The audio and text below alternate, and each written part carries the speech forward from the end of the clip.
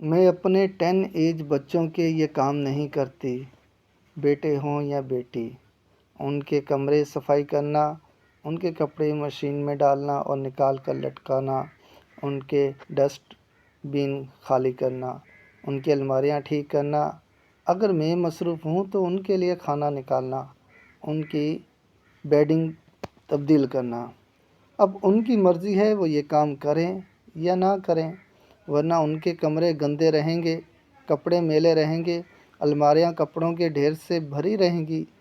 یعنی کرنا ہے تو خود کریں، نہ کریں تو اس بے ترتیبی اور گند کو برداشت کریں۔ ہمارے پاس کوئی میڈ نہیں اور نہ ہی ہم ماں باپ فارغ البال، اس لیے ظاہر ہے کہ یہ کام وہ نہیں کریں گے تو مجھے کرنے پڑیں گے، جس سے میرے دیگر کام متاثر ہوں گے۔ اس لیے میں نے اب اس مستقل آرگیومنٹ اور بحث سے باہر آنے کی کوشش کی ہے، جس میں ان کے کرنے والے کام کر کے میں ہلکان ہو جاؤں یا ان پر چیخ پکار کروں۔ اب وہ خود جب بے ترتیبی دیکھتے ہیں تو جس دن فرصت ملتی ہے اپنے یہ کام کر لیتے ہیں، اور اگر نہیں کرتے تو خود بھاگتے ہیں۔ اس کے علاوہ باقی گھر کے یہ کام کروانے یا ان کاموں کی انجام دہی میں اپنے ساتھ شامل رکھنے کی کوشش رہتی ہے۔ برتن دھلوانا، کبھی کبھی ضرورت کے وقت کچھ ہلکی پھلکی کوکنگ، گھر میں کارپیٹ پر ہوور، ڈسٹ بن خالی کروانا اور ان کو گلی کٹ کرنے والے دن سے پہلے باہر رکھوانا، کچھ ٹوٹ پھوٹ کی مرمت اینڈ ڈائی، اپنے ابا کے ساتھ مل کر مہمانوں کی آمد کی صورت مکمل ہم ماں باپ کو مکمل سپورٹ دینا، میزبانی میں اور ہنگامی کاموں میں۔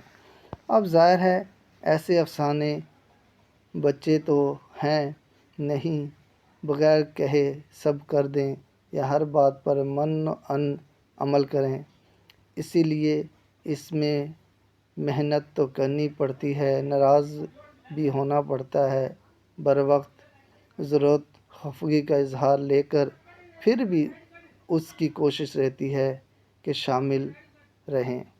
اب اس ساری توقعات کے بعد بھی بچے تو بچے ہیں اور ہم اماں ابا ہیں، چاہے گھر سے باہر ہم کتنی مصروف اور معروف شخصیات ہوں، گھر میں بچوں کے لیے ممکنہ حد تک وہ سپورٹ دینے کی کوشش کرتے ہیں جو محبت کا تقاضا ہے۔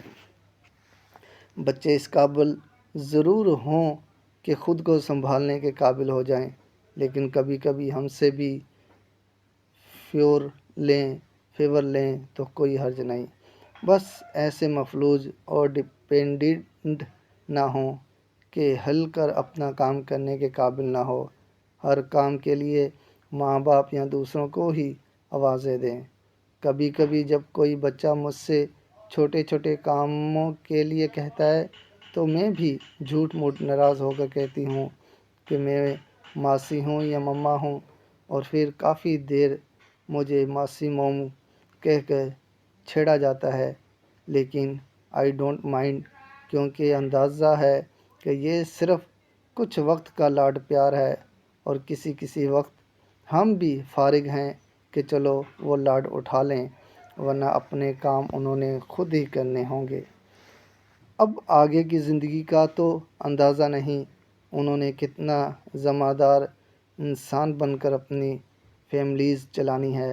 البتہ ہمارا سفر ابھی ان کے ساتھ عمر کے جس حصے تک ہے وہاں انوالو رکھنے کی کوشش ہے، اور دعا بھی کہ کسی کو تکلیف دیں اور غیر ضروری توقع رکھیں، اپنا بوجھ خود اٹھانے کی کوشش کریں۔